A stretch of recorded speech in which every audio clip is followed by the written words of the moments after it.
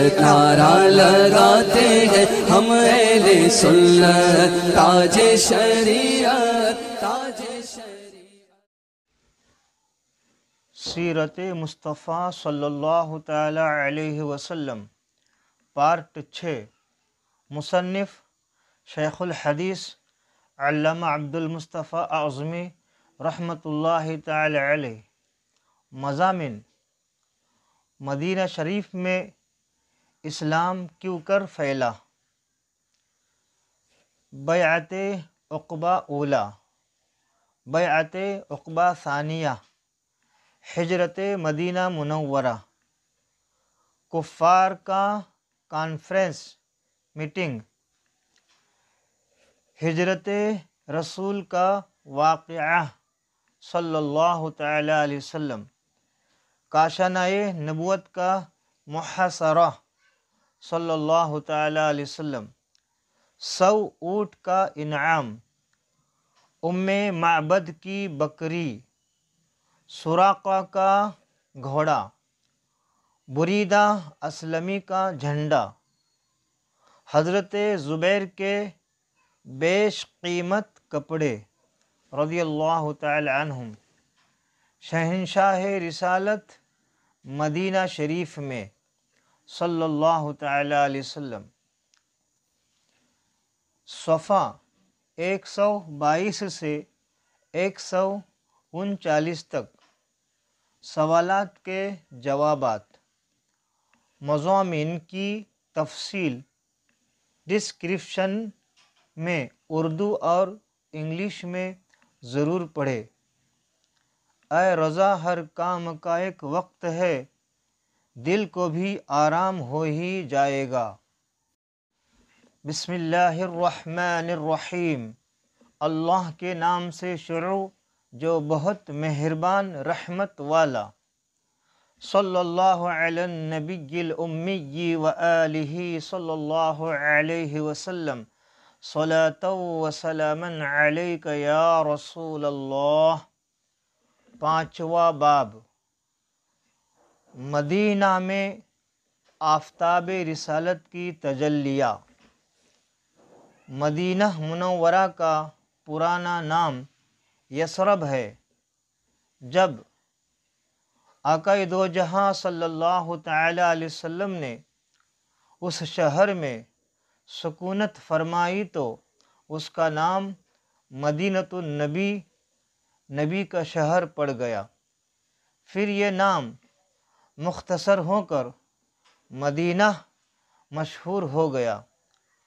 تاریخی حیثیت سے یہ بہت پرانا شہر ہے۔ آقا کون و مکہ صلی اللہ تعالی علیہ وسلم نے جب اعلان نبوت فرمایا تو اس شہر میں عرب کے 2 قبیلے اوس اور خزرج اور کچھ یہودی آباد تھے۔ اوس و خزرج کفار مکہ کی طرح بت پرست اور یہودی اہل کتاب تھے۔ اوس و خزرج پہلے تو بڑے اتفاق و اتحاد کے ساتھ مل جل کر رہتے تھے، مگر پھر عربوں کی فطرت کے مطابق ان دونوں قبیلوں میں لڑائیاں شروع ہو گئے، یہاں تک کہ آخری لڑائی جو تاریخ عرب میں جنگ بعث کے نام سے مشہور ہے، اس قدر ہولناک اور خونریز ہوئی کہ اس لڑائی میں اوس اور خزرج کے تقریباً تمام نامور بہادر لڑ بھڑ کر کٹ کر مر گئے، اور یہ دونوں قبیلے بے حد کمزور ہو گئے۔ یہودی اگرچہ تعداد میں بہت کم تھے، مگر چونکہ وہ تعلیم یافتہ تھے، اس لیے اوس و خزرج ہمیشہ یہودیوں کی علمی برتری سے مرعوب اور ان کے زیر اثر رہتے تھے۔ اسلام قبول کرنے کے بعد رسول رحمت صلی اللہ تعالی علیہ وسلم کی مقدس تعلیم و تربیت کی بدولت اوس و خزرج کے تمام پرانے اختلافات ختم ہو گئے اور یہ دونوں قبیلے شیر و شکر کے طرح مل جل کر رہنے لگے۔ اور چونکہ ان لوگوں نے اسلام اور مسلمانوں کی اپنے تن من دھن سے بے پناہ امداد و نصرت کی، اس لیے آقا کون و مکان صلی اللہ تعالی علیہ وسلم نے ان خوش بختوں کو انصار کے معزز لقب سے سرفراز فرما دیا، اور قرآن کریم نے بھی ان جاں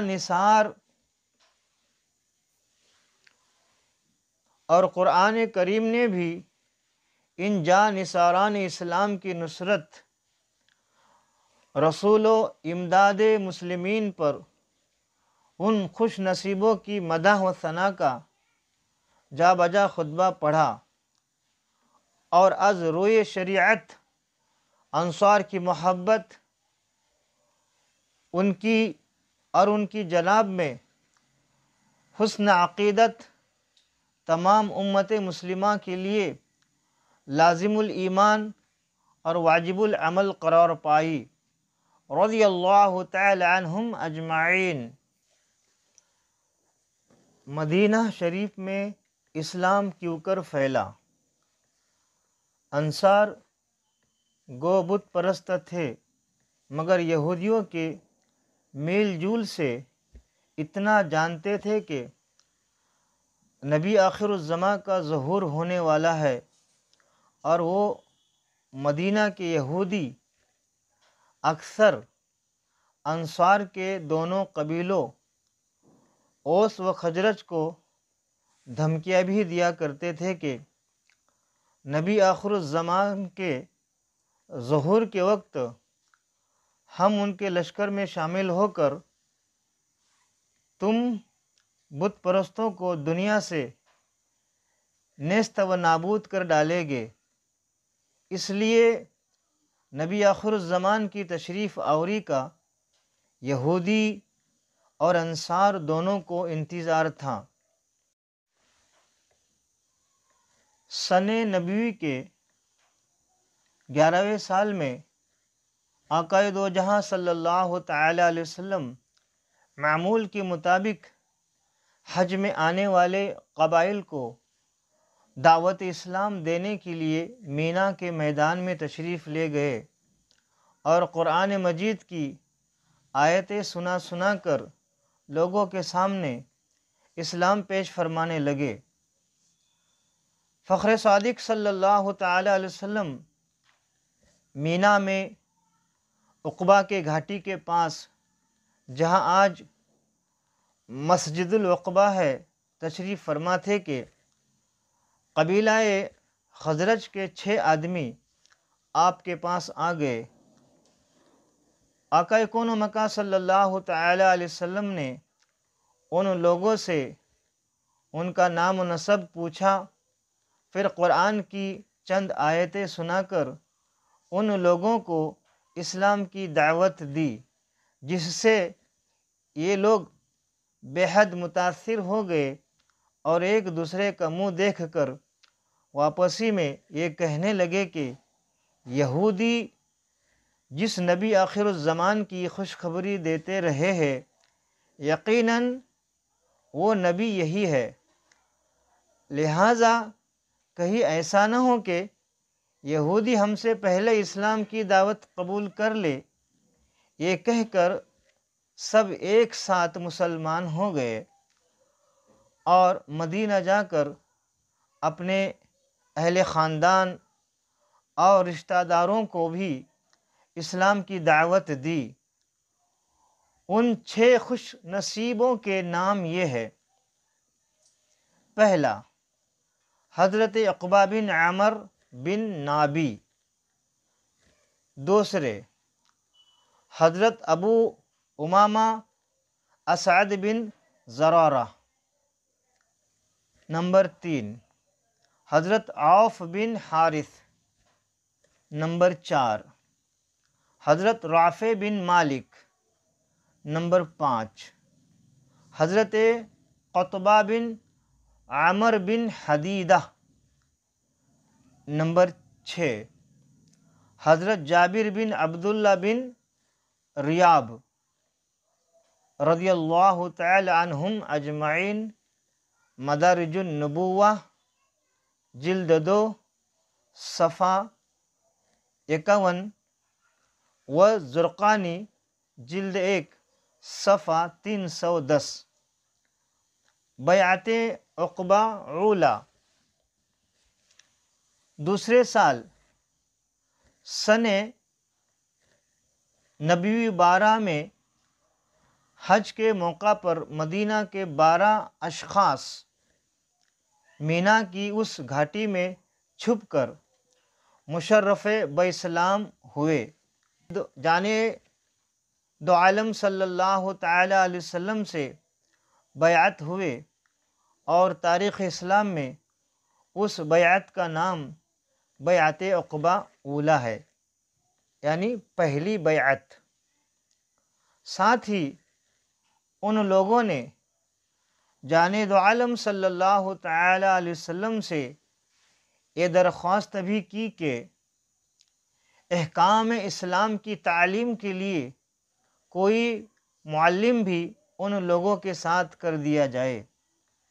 چنانچہ آقا دو جہاں صلی اللہ تعالی علیہ وسلم نے حضرت مصعب بن عمیر رضی اللہ تعالیٰ عنہ کو ان لوگوں کے ساتھ مدینہ منورہ بھیج دیا۔ وہ مدینہ شریف میں حضرت اسد بن زرارہ رضی اللہ تعالیٰ عنہ کے مکان پر ٹھہرے، اور انصار کے ایک ایک گھر میں جا کر اسلام کی تبلیغ کرنے لگے، اور روزانہ 1-2 نئے آدمی آغوش اسلام میں آنے لگے، یہاں تک کہ رفتہ رفتہ مدینہ شریف سے قباء شریف تک گھر گھر اسلام پھیل گیا۔ قبیلہ اوس کے سردار حضرت سعد بن معاذ رضی اللہ تعالیٰ عنہ بہت ہی بہادر اور بااثر شخص تھے۔ حضرت مصعب بن عمیر رضی اللہ تعالیٰ عنہ نے جب ان کے سامنے اسلام کی دعوت پیش کی تو انہوں نے پہلے تو اسلام سے نفرت و بیزاری کا اظہار کیا، مگر جب حضرت مصعب بن عمیر رضی اللہ تعالیٰ عنہ نے ان کو قرآن مجید پڑھ کر سنایا تو ایک دم ان کا دل پسیج ہو گیا، اور اس قدر متاثر ہوئے کہ سعادت ایمان سے سرفراز ہو گئے۔ ان کے مسلمان ہوتے ہی ان کا قبیلہ اوس بھی دامن اسلام میں آ گیا۔ اسی سال بقول مشہور ماہ رجب کی 27ویں رات کو جانے دو عالم صلی اللہ تعالی علیہ وسلم کو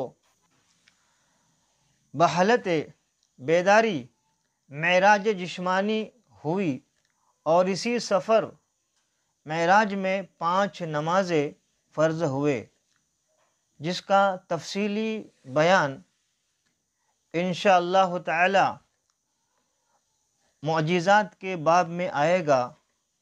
یہاں ایک بات کی وضاحت کروں کہ معراج مقدسہ یہ ہجرت سے پہلے مکہ شریف میں ہوئی۔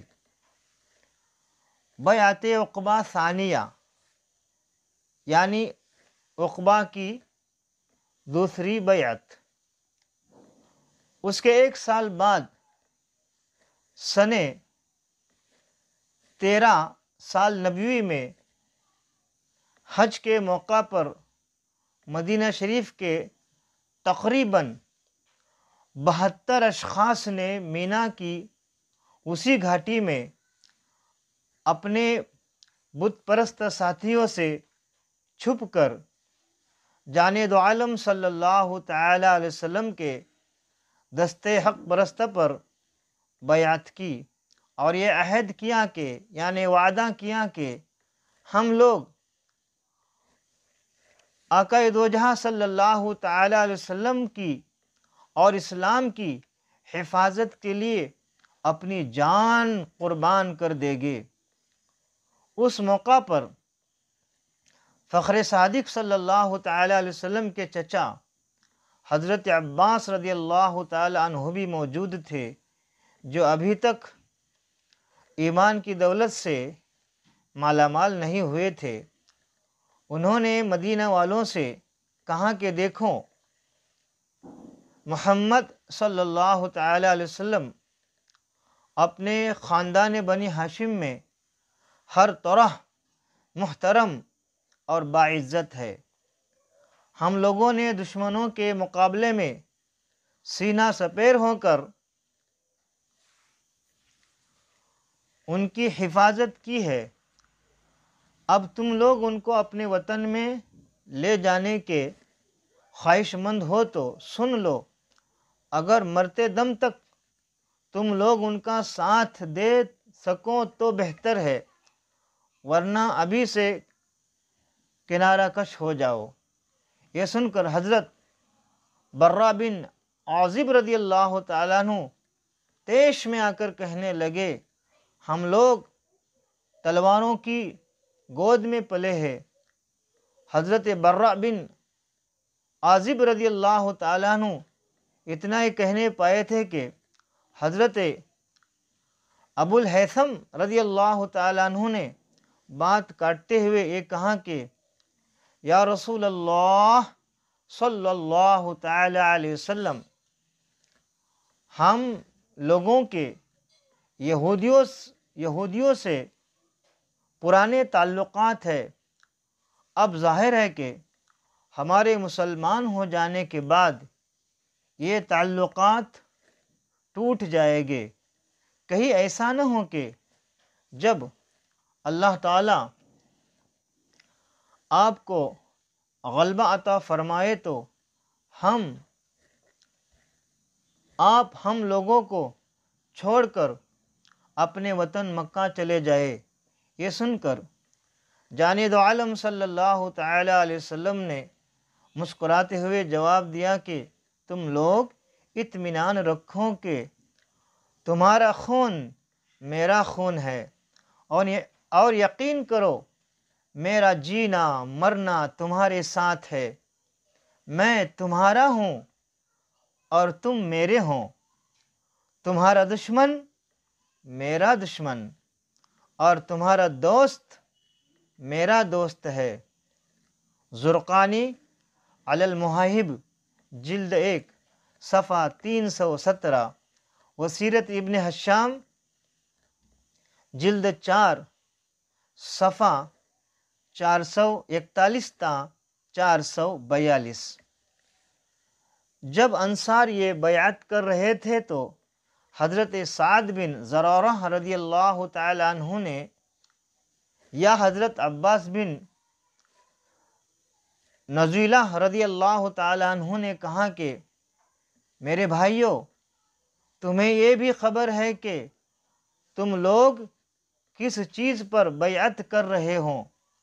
خوب سمجھ لو کہ یہ عرب و عجم کے ساتھ اعلان جنگ ہے۔ انصار نے طیش میں آ کر نہایت ہی پرجوش لہجے میں کہا کہ ہاں ہاں، ہم لوگ اسی پر بیعت کر رہے ہیں۔ بیعت ہو جانے کے بعد آقا دو جہاں صلی اللہ تعالی علیہ وسلم نے اس جماعت میں سے 12 آدمیوں کو نقیب سردار مقرر فرمایا۔ ان میں 9 آدمی قبیلہ خزرج کے اور 3 اشخاص قبیلہ اوس کے تھے، جن کے مبارک نام یہ ہے۔ نمبر 1، حضرت ابو امامہ اسعد بن زرارہ۔ نمبر 2، حضرت سعد بن ربیعہ۔ نمبر 3، حضرت عبداللہ بن رواحہ۔ نمبر 4، حضرت رافع بن مالک۔ نمبر 5، حضرت برہ بن معرور۔ نمبر 6، حضرت عبداللہ بن عمرو۔ نمبر 7 حضرت سعد بن عبادہ۔ نمبر 8 حضرت منظر بن عمر۔ نمبر 9 حضرت عبادہ بن ثابت۔ یہ 9 آدمی قبیلہ خزرج کے ہے۔ نمبر 10 حضرت اسید بن حضیر۔ نمبر 11 حضرت سعد بن خیثمہ۔ نمبر 12 حضرت ابو الہیثم بن تیہان۔ یہ 3 شخص قبیلہ اوس کے ہے، رضی اللہ تعالی عنہم اجمعین۔ زرقانی علی المحیب جلد 1 صفحہ 317۔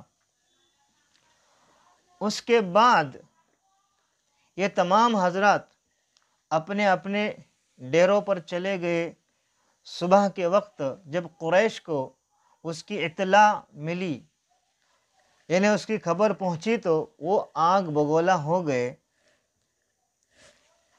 اور ان لوگوں نے ڈانٹ کر مدینہ والوں سے پوچھا کہ کیا تم لوگوں نے ہمارے ساتھ جنگ کرنے پر محمد صلی اللہ تعالی علیہ وسلم سے بیعت کی ہے؟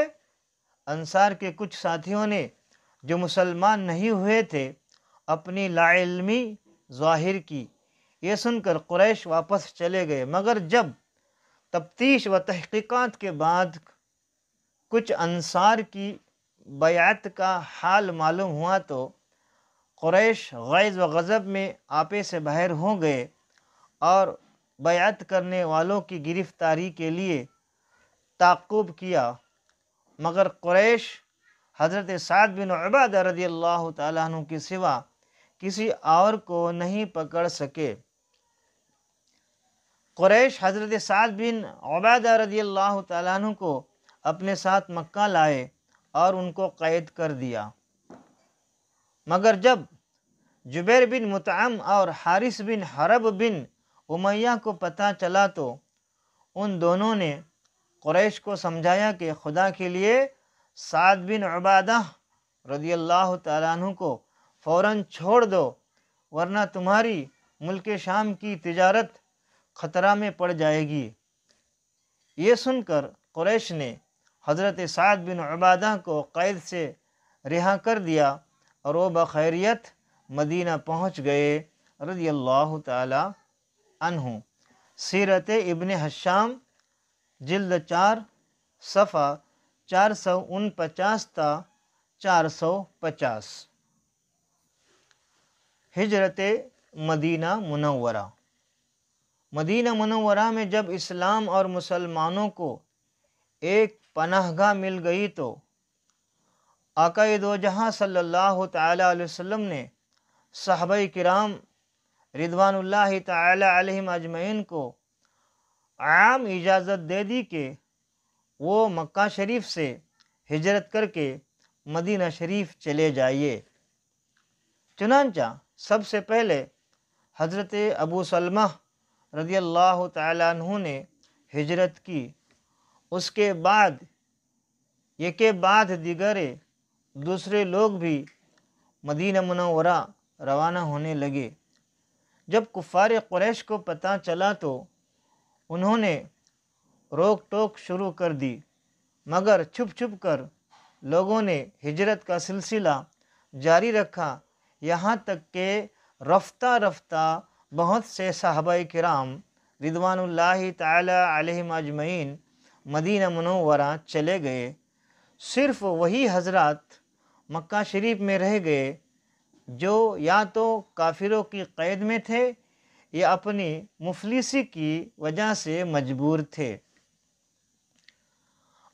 فخر صادق صلی اللہ تعالی علیہ وسلم کو چونکہ ابھی تک خدا کی طرف سے ہجرت کا حکم نہیں ملا تھا، اس لیے آقا دو جہاں صلی اللہ تعالی علیہ وسلم مکہ ہی میں مقیم رہے اور حضرت ابوبکر صدیق اور حضرت علی مرتضیٰ رضی اللہ تعالی عنہما کو بھی آپ نے روک لیا تھا، لہٰذا یہ دونوں بھی شمع نبوت کے پروانے بھی آپ ہی کے ساتھ مکہ میں ٹھہرے ہوئے تھے۔ کفار کا کانفرنس یعنی میٹنگ۔ جب مکہ کے کافروں نے یہ دیکھ لیا کہ آقا دو جہاں نبی کونین صلی اللہ تعالی علیہ وسلم اور مسلمانوں کے مددگار مکہ شریف سے باہر مدینہ شریف میں بھی ہو گئے ہیں اور مدینہ شریف جانے والے مسلمانوں کو انصار نے اپنی پناہ میں لے لیا ہے، تو کفار مکہ کو یہ خطرہ محسوس ہونے لگا کہ کہیں ایسا نہ ہو کہ محمد صلی اللہ تعالی علیہ وسلم بھی مدینہ چلے جائے اور وہاں سے اپنے حامیوں کی فوج لے کر مکہ شریف پر چڑھائی نہ کر دے۔ چنانچہ اس خطرہ کا دروازہ بند کرنے کے لیے کفار مکہ نے اپنے دارالندوہ یعنی پنچایت گھر میں ایک بہت بڑی کانفرنس منعقد کی یعنی میٹنگ بلائی، اور یہ کفار مکہ کا ایسا زبردست نمائندہ اجتماع تھا کہ مکہ کا کوئی بھی ایسا دانشور اور بااثر نہ تھا جو اس کانفرنس میں میٹنگ میں شریک نہ ہوا ہو۔ خصوصیت کے ساتھ ابو سفیان، ابو جہل، عتبہ، جبیر بن مطعم، نضر بن الحارث، ابو النشتری، زما بن اسود، حکیم بن حزام، امی بن خلف وغیرہ وغیرہ تمام سرداران قریش اس مجلس میں موجود تھے۔ شیطان لعین بھی کمبل اوڑھے ایک بزرگ شیخ کی صورت میں آ گیا۔ قریش کے سرداروں نے نام و نسب پوچھا تو بولا کہ میں شیخ نجدی ہوں، اس لیے اس کانفرنس میں آ گیا ہوں کہ میں تمہارے معاملہ میں اپنی رائے بھی پیش کر دوں۔ یہ سن کر قریش کے سرداروں نے ابلیس کو بھی اپنی کانفرنس میں شریک کر لیا اور کانفرنس کی کارروائی شروع ہو گئی۔ جب آقا دو جہاں صلی اللہ تعالی علیہ وسلم کا معاملہ پیش ہوا تو ابو النشتری نے یہ رائے دی کہ ان کو کسی کوٹھری میں بند کر کے ان کے ہاتھ پاؤں باندھ دو اور ایک سوراخ سے کھانا پانی ان کو دے دیا کرو۔ شیخ نجدی یعنی شیطان نے کہا کہ یہ رائے اچھی نہیں ہے، خدا کی قسم اگر تم لوگوں نے ان کو کسی مکان میں قید کر دیا تو یقیناً ان کے جان نثار اصحاب کو ان کی خبر لگ جائے گی اور وہ اپنی جان پر کھیل کر ان کو قید سے چھڑا لے گے۔ ابو الاسود ربیعہ بن عمرو عامری نے یہ مشورہ دیا کہ ان کو مکہ سے نکال دو تاکہ یہ کسی دوسرے شہر میں جا کر رہے، اسی طرح ہم کو ان کے قرآن پڑھنے اور ان کی تبلیغ اسلام سے نجات مل جائے گی۔ یہ سن کر شیخ نجدی نے بگڑ کر کہا کہ تمہاری اس رائے پر لعنت، کیا تم لوگوں کو معلوم نہیں کہ محمد صلی اللہ تعالی علیہ وسلم کے کلام میں کتنی مٹھاس اور تاثیر و دلکشی ہے؟ خدا کی قسم اگر تم لوگ ان کو شہر بدر کر کے چھوڑ دو گے تو یہ پورے عرب میں لوگوں کو قرآن سنا سنا کر تمام قبائل عرب کو اپنا تابع فرمان بنا لے گے۔ اور پھر اپنے ساتھ ایک عظیم لشکر کو لے کر تم پر ایسی یلغار کر دے گے کہ تم ان کے مقابلے سے عاجز و لاچار ہو جاؤ گے، اور پھر بجز اس کے کہ تم ان کے غلام بن کر رہو، کچھ بنائے نہ بنے گی، اس لیے ان کو جلا وطن کرنے کی تو بات ہی مت کرو۔ ابو جہل بولا کہ صاحبو، میرے ذہن میں ایک رائے ہے جو اب تک کسی کو نہیں سوجھی۔ یہ سن کر سب کے کان کھڑے ہو گئے اور سب نے بڑے اشتیاق کے ساتھ پوچھا کہ کہیے وہ کیا ہے؟ تو ابو جہل نے کہا کہ میری رائے یہ ہے کہ ہر قبیلہ کا ایک مشہور بہادر تلوار لے کر اٹھ کھڑا ہوں اور سب ایک بارگی حملہ کر کے محمد صلی اللہ تعالی علیہ وسلم کو قتل کر ڈالے، معاذ اللہ۔ اس تدبیر سے خون کرنے کا جرم تمام قبیلوں کے سر پر رہے گا۔ ظاہر ہے کہ خاندان بنو ہاشم اس خون کا بدلہ لینے کے لیے تمام قبیلوں سے لڑنے کی طاقت نہیں رکھتے، لہٰذا یقیناً وہ خون بہا لینے پر راضی ہو جائیں گے اور ہم لوگ مل جل کر آسانی کے ساتھ خون بہا کی رقم ادا کر دیں گے۔ ابو جہل کی یہ خونی تجویز سن کر شیخ نجدی مارے خوشی کے اچھل پڑا اور کہا کہ بے شک یہ تدبیر اور یہ مشورہ بالکل درست ہے، اس کے سوا اور کوئی تجویز قابل قبول نہیں ہو سکتی۔ چنانچہ تمام شرکاء ایک کانفرنس نے، یعنی تمام جو میٹنگ میں لوگ آئے تھے ان لوگوں نے اس رائے سے اتفاق کیا اور اتفاق کے رائے سے اس تجویز کو پاس کر دیا اور مجلس شورا برخاست ہو گئی، اور ہر شخص ایک خوفناک عزم لے کر، یعنی ارادہ لے کر اپنے اپنے گھر چلا گیا۔ خداوند قدوس نے قرآن مجید کی مندرجہ ذیل آیت میں اس واقعہ کا ذکر فرماتے ہوئے ارشاد فرمایا، وَإِذْ يَمْكُرُ بِكَ الَّذِينَ كَفَرُوا لِيُثْبِتُوكَ أَوْ يَقْتُلُوكَ وَيُخْرِجُوكَ وَيَمْكُرُونَ وَيَمْكُرُ اللَّهُ وَاللَّهُ خَيْرُ الْمَاكِرِينَ۔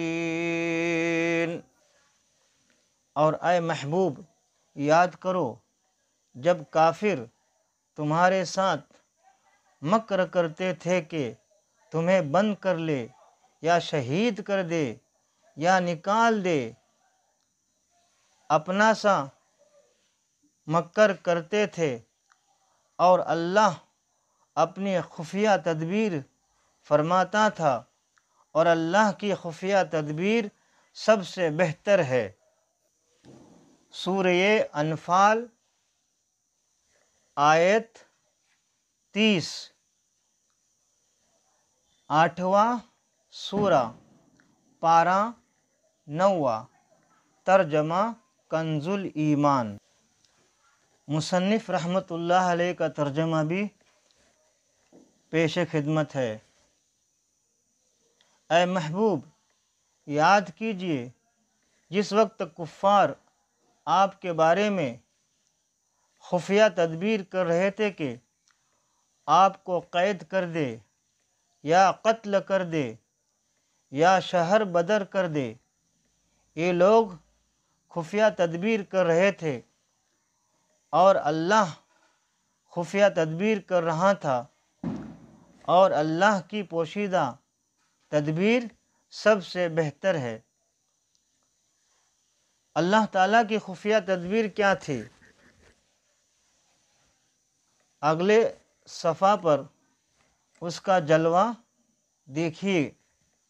کہ کس طرح اس نے اپنے حبیب صلی اللہ تعالی علیہ وسلم کی حفاظت فرمائی اور کفار کی ساری اسکیم کو کس طرح اس قادر قیوم نے تہس نہس فرما دیا۔ سیرت ابن ہشام۔ ہجرت رسول کا واقعہ صلی اللہ تعالی علیہ وسلم۔ جب کفار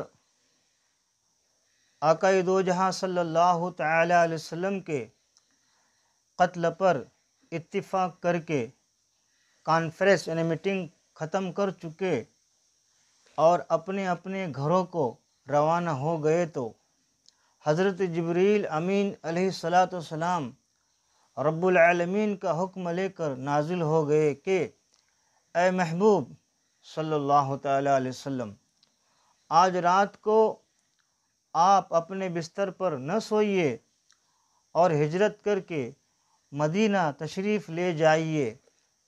چنانچہ عین دوپہر کے وقت آقا دو جہاں صلی اللہ تعالی علیہ وسلم حضرت ابوبکر صدیق رضی اللہ تعالی عنہ کے گھر تشریف لے گئے اور حضرت ابوبکر صدیق رضی اللہ تعالی عنہ سے فرمایا کہ سب گھر والوں کو ہٹا دو، کچھ مشورہ کرنا ہے۔ حضرت ابوبکر صدیق رضی اللہ تعالی عنہ نے عرض کیا کہ یا رسول اللہ صلی اللہ تعالی علیہ وسلم، آپ پر میرے ماں باپ قربان، یہاں آپ کی اہلیہ حضرت عائشہ صدیقہ رضی اللہ تعالی عنہ کے سوا اور کوئی نہیں ہے۔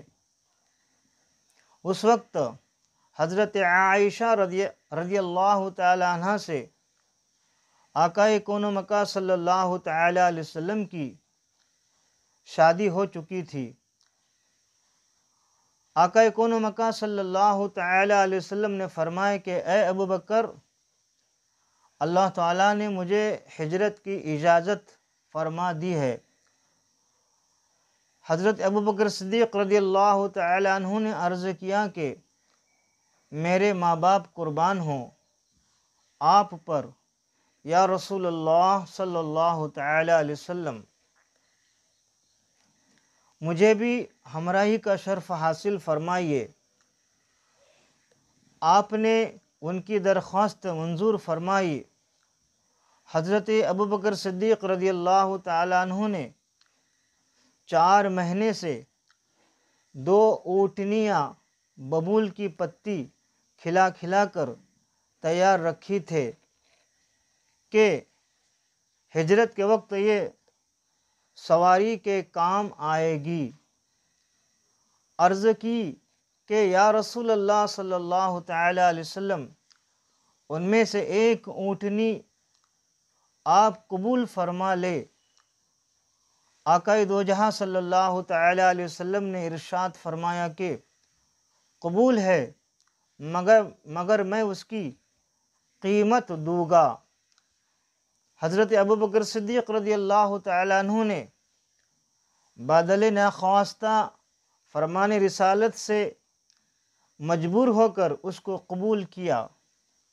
حضرت عائشہ صدیقہ رضی اللہ تعالی عنہ تو اس وقت بہت کم عمر تھے، لیکن ان کی بڑی بہن حضرت بی بی آسمہ رضی اللہ تعالی عنہ نے سامان سفر درست کیا اور توشادان میں کھانا رکھ کر اپنی کمر کے پٹکے کو پھاڑ کر 2 ٹکڑے کیے، ایک سے توشادان کو باندھا اور دوسرے سے مشک کا منہ باندھا۔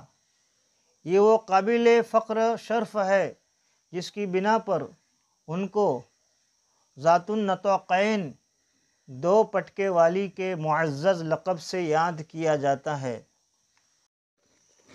اس کے بعد آقا کون و مکان صلی اللہ تعالی علیہ وسلم نے ایک کافر کو جس کا نام عبداللہ بن اریقط تھا، جو راستوں کا ماہر تھا، رہنمائی کے لیے اجرت پر نوکر رکھا اور ان دونوں اونٹنیوں کو اس کے سپرد کر کے فرمایا کہ 3 راتوں کے بعد وہ ان دونوں اونٹنیوں کو لے کر غار سور کے پاس آ جائے۔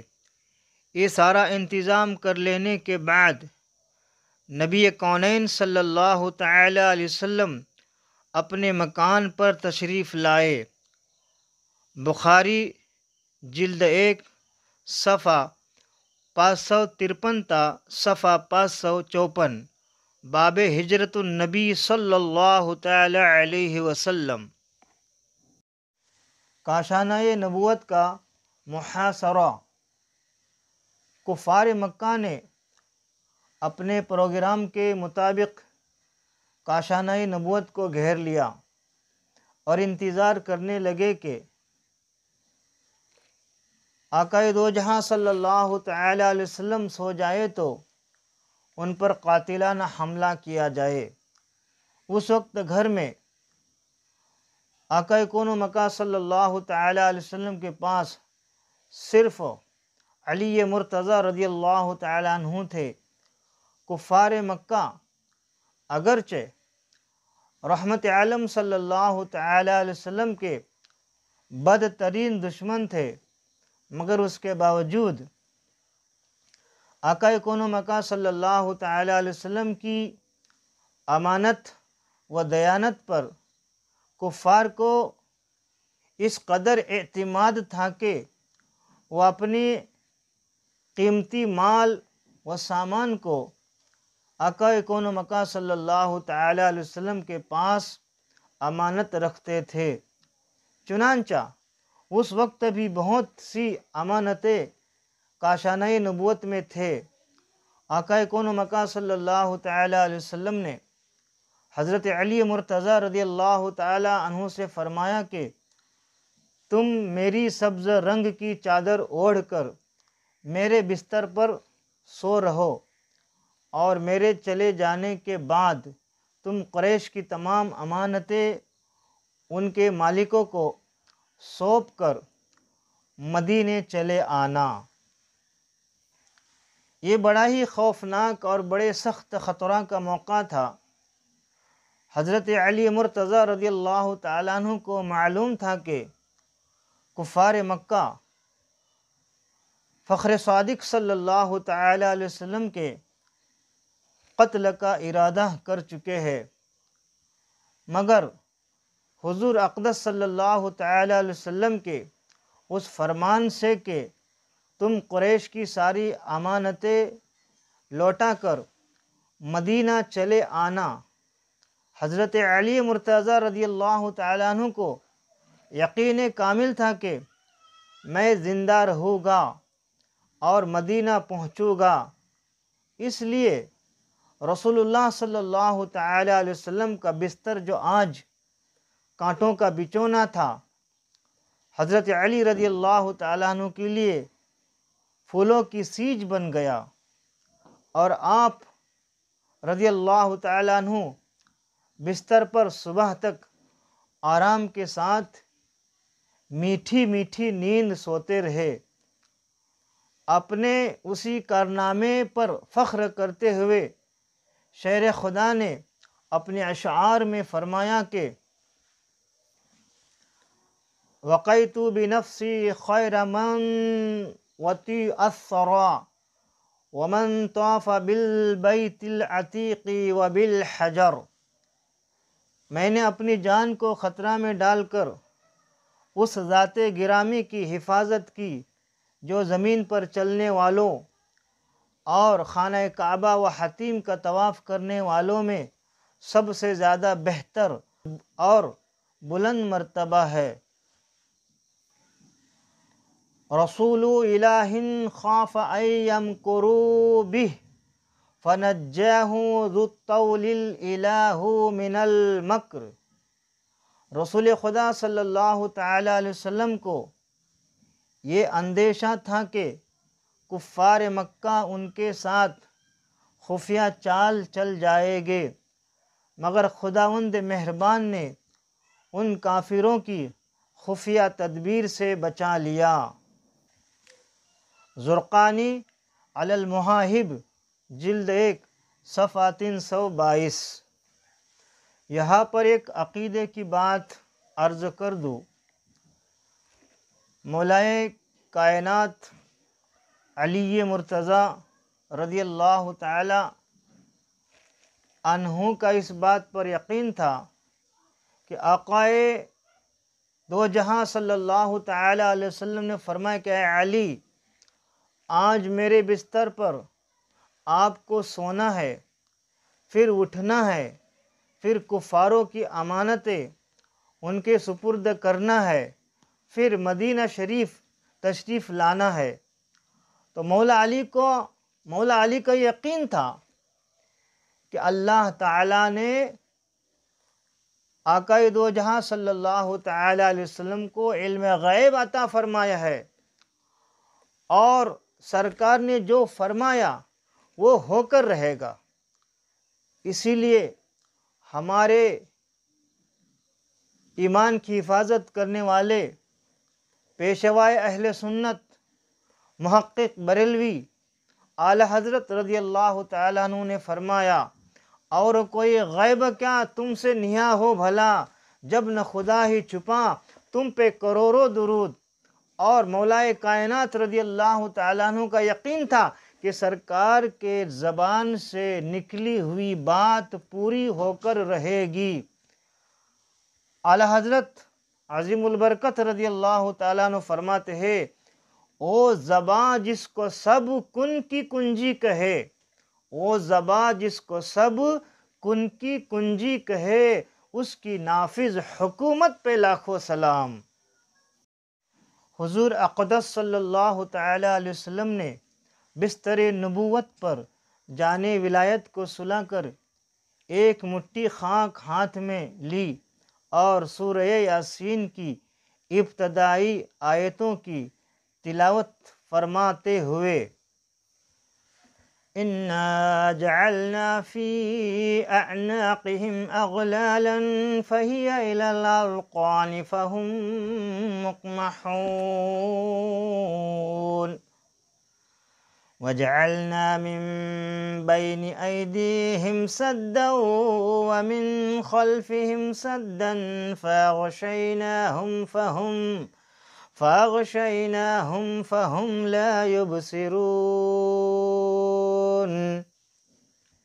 ہم نے ان کی گردنوں میں توق کر دیے ہے کہ وہ ٹھوڑیوں تک ہے، تو یہ اوپر کو منہ اٹھائے رہ گئے،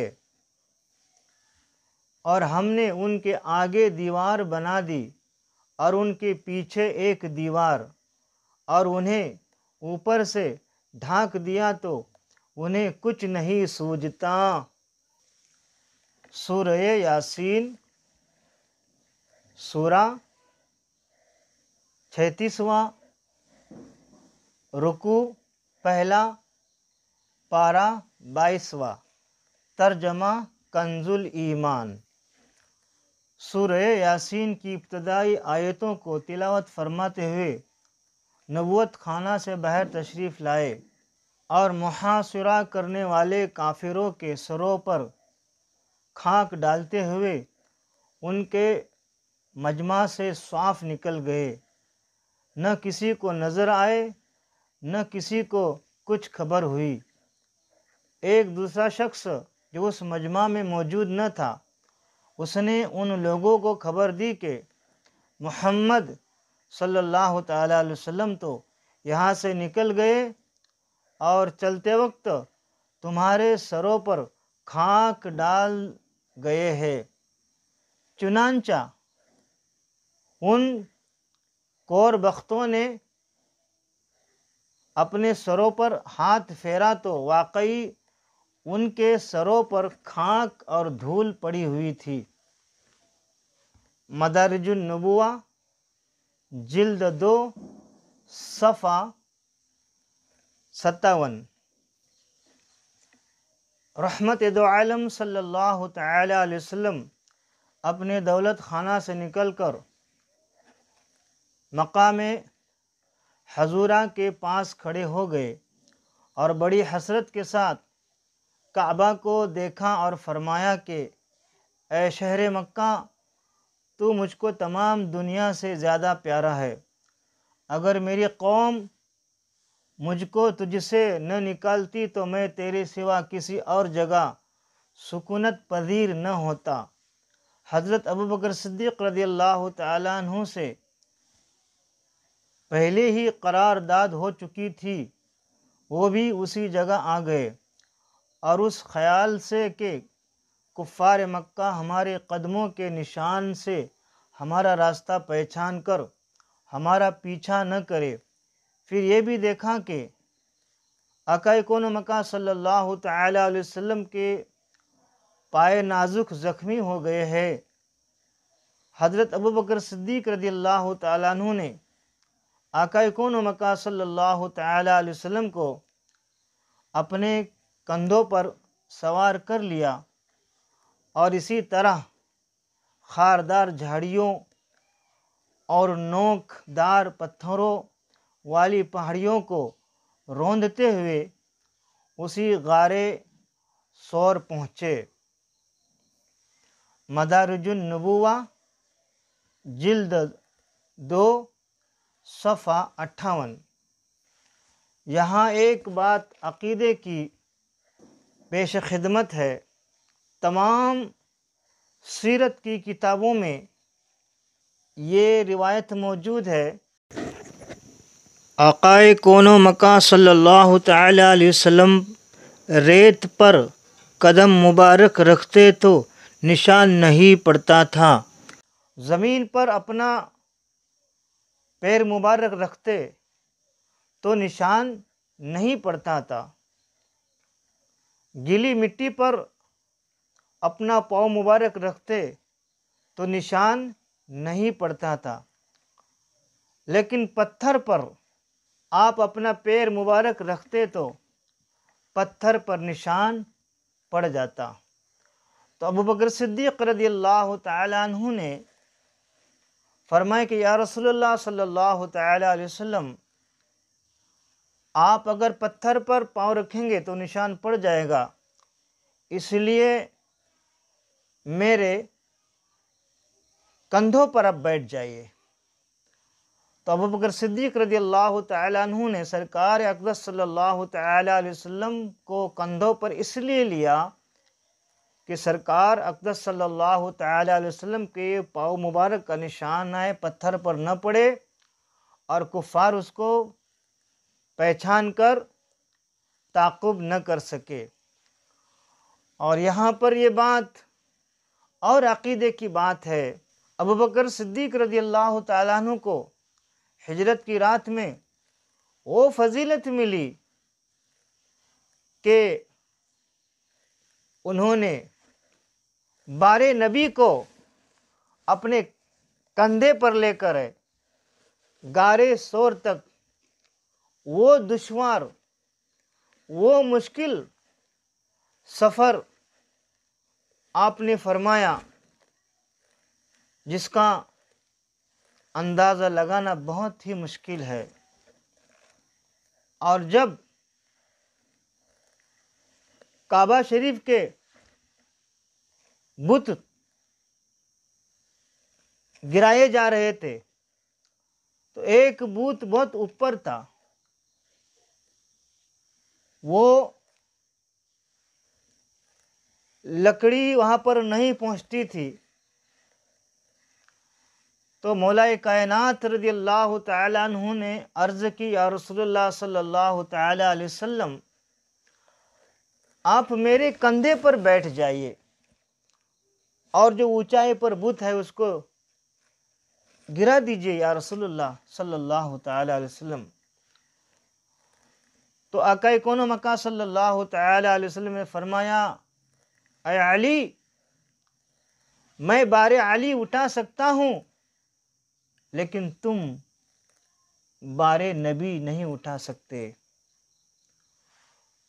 تو یہ مولا علی کی یہ شان ہے، اور حضرت ابوبکر صدیق کی یہ شان ہے رضی اللہ تعالی عنہما۔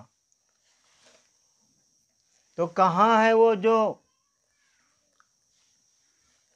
ابو بکر صدیق رضی اللہ تعالیٰ عنہ کو معاذ اللہ گالیاں دیتے ہیں اور کہتے ہیں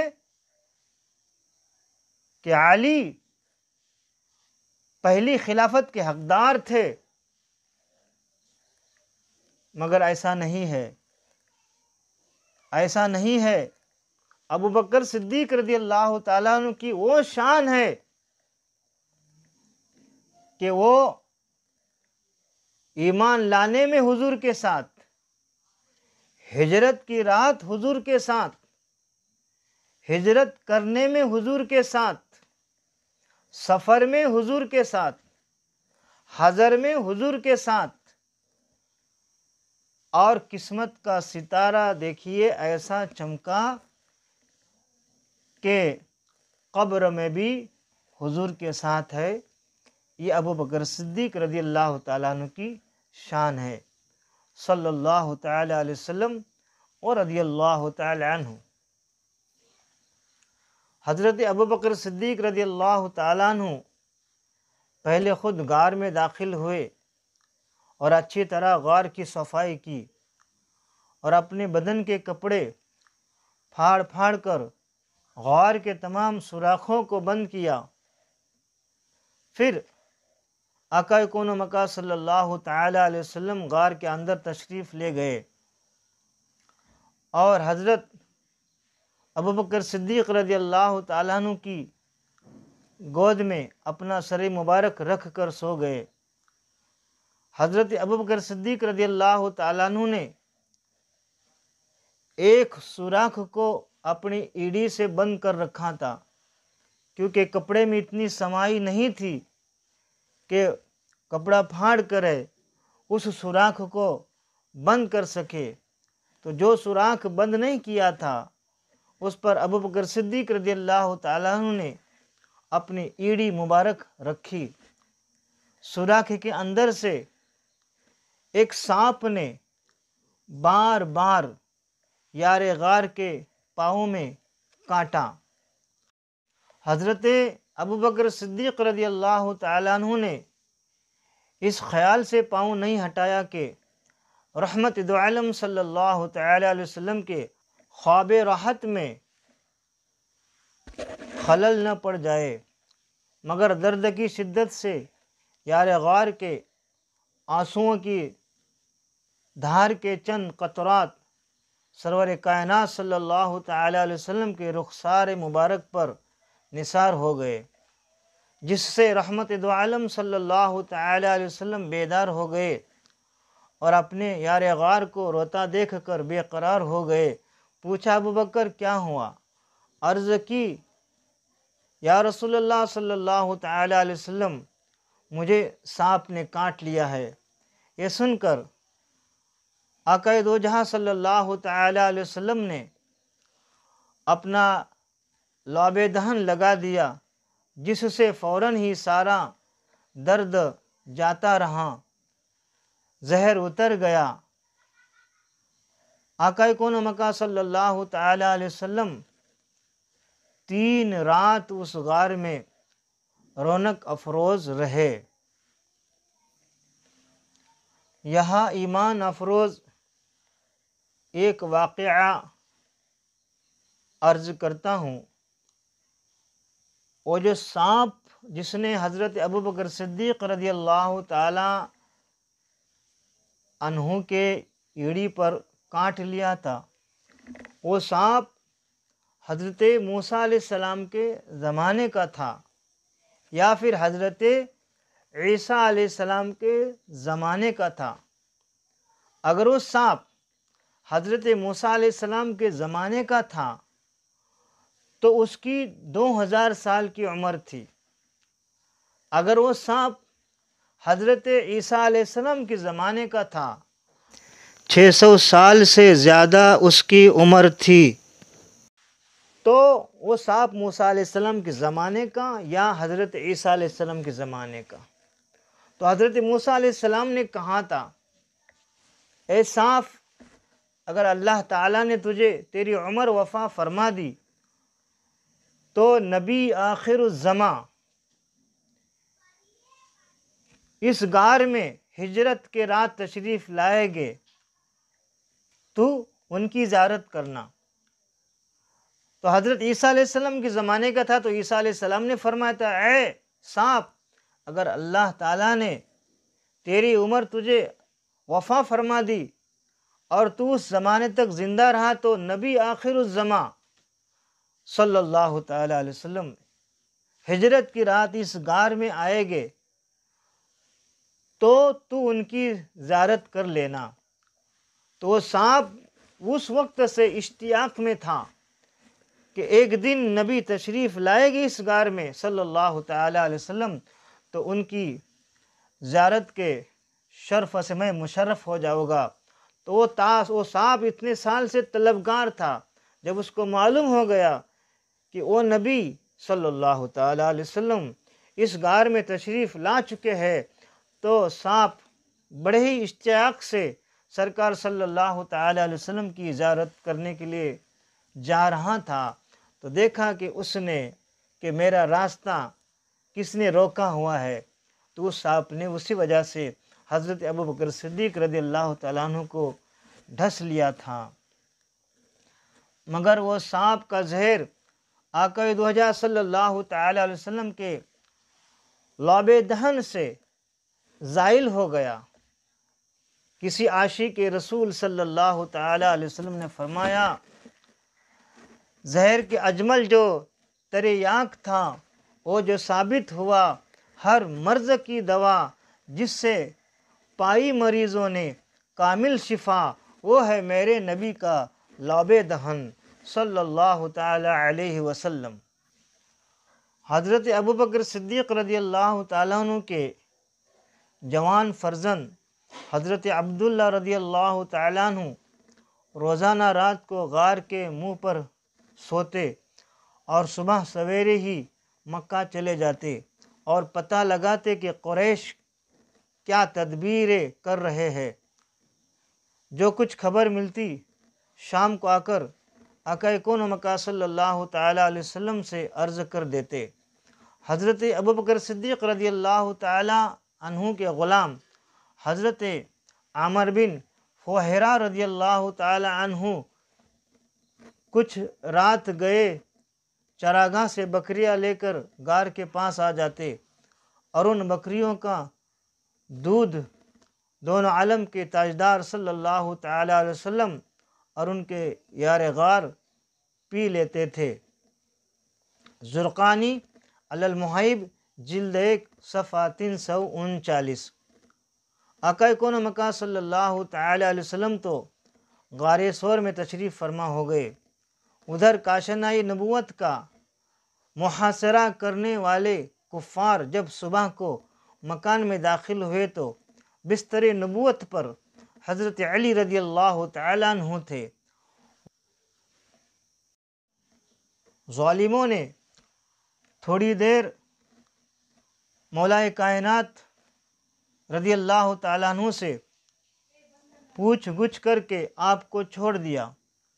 پھر آقا کون و مکان صلی اللہ تعالیٰ علیہ وسلم کی تلاش و جستجو میں مکہ اور اطراف و جوانب کا چپا چپا چھان مارا، یہاں تک کہ ڈھونڈتے ڈھونڈتے غار ثور تک پہنچ گئے، مگر غار کے منہ پر اس وقت خداوندی حفاظت کا پہرا لگایا ہوا تھا، یعنی غار کے منہ پر مکڑی نے جالا تن دیا تھا اور کنارے پر کبوتری نے انڈے دے رکھے تھے۔ یہ منظر دیکھ کر کفار قریش آپس میں کہنے لگے کہ اس غار میں کوئی انسان موجود ہوتا تو نہ مکڑی جالا تنتی نہ کبوتری یہاں انڈے دیتی۔ کفار کی آہٹ پا کر حضرت ابوبکر صدیق رضی اللہ تعالیٰ عنہ کچھ گھبرائے اور عرض کیا کہ یا رسول اللہ صلی اللہ تعالیٰ علیہ وسلم، اب ہمارے دشمن اس قدر قریب آ گئے ہیں کہ اگر وہ اپنے قدموں پر نظر ڈالے گے تو ہم کو دیکھ لے گے۔ آقا کون مکہ صلی اللہ تعالی علیہ وسلم نے فرمایا إلا تنصروه فقد نصره الله إذ أخرجه الذين كفروا ثاني اثنين إذ هما في الغار إذ يقول لصاحبه لا تحزن إن الله معنا فأنزل الله سكينته عليه وأيده بجنود لم تروها وجعل كلمة الذين كفروا السفلى وكلمة الله هي العليا والله عزيز حكيم۔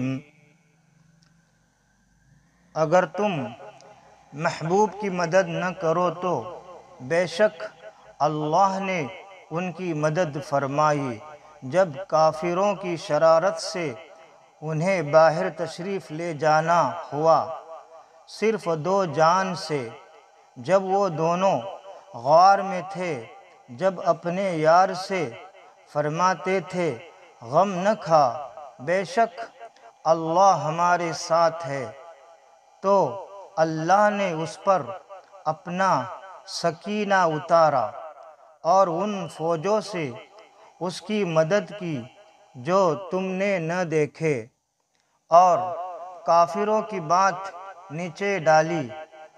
اللہ ہی کا بول بالا ہے اور اللہ غالب حکمت والا ہے۔ سورہ توبہ آیت 40، 9واں سورہ، پارہ 10واں، ترجمہ کنز الایمان۔ یہاں پر ایک بات یاد رکھنے کے قابل ہے، جب کفار مکہ غار کے قریب آ گئے تو ابوبکر صدیق رضی اللہ تعالی عنہ گھبرا گئے، لیکن کس کے لیے؟ اپنی جان کے لیے نہیں۔ اگر وہ اپنی جان کے لیے گھبراتے تو سانپ نے ڈس لیا، تب کیوں نہیں گھبرائے؟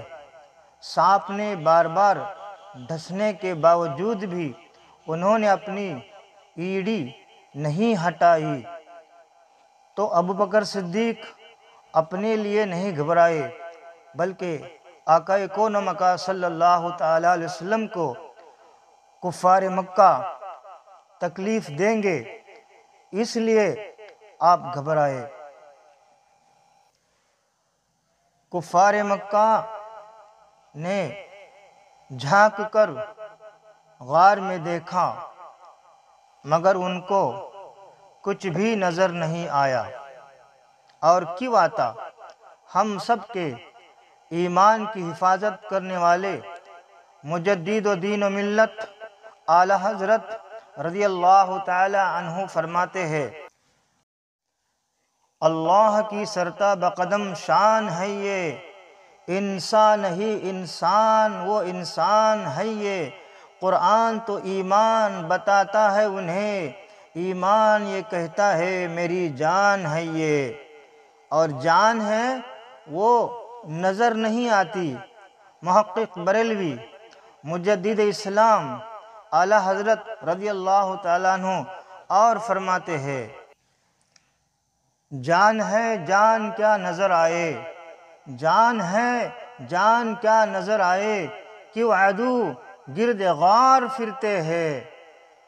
آقا صلی اللہ تعالی علیہ وسلم ایمان کی جان ہے اور جان نظر نہیں آتی ہے، تو دشمن غار ثور کے ارد گرد پھر رہے تھے، مگر آقا صلی اللہ تعالی علیہ وسلم ان کو نظر نہیں آئے، اس لیے کہ جان نظر نہیں آتی۔ تم ہو حافظ و مغیث، کیا ہے وہ دشمن خبیث، تم ہو حافظ و مغیث، کیا ہے وہ دشمن خبیث، تم ہو تو پھر خوف کیا، تم پہ کرو رو درود، تم پہ کرو رو درود۔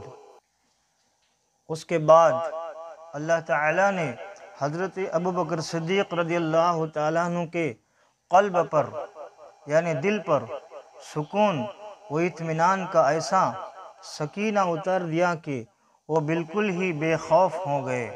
حضرت ابوبکر صدیق رضی اللہ تعالیٰ عنہ کی یہی وہ جان نثاریہ ہے جن کو دربار نبوت کے مشہور شاعر حضرت حسان بن ثابت انصاری رضی اللہ تعالیٰ عنہ نے کیا خوب کہا ہے کہ وَثَانِيَ اثْنَيْنِ فِي الْغَارِ الْمُنِيفِ وَقَدْ طَافَ الْعَدُوُّ بِهِ إِذْ صَعَدَ الْجَبَلَ، اور دومے کے دوسرے ابوبکر رضی اللہ تعالیٰ عنہ جب کہ پہاڑ پر چڑھ کر بلند مرتبہ غار میں اس حال میں تھے کہ دشمن ان کے ارد گرد چکر لگا رہا تھا۔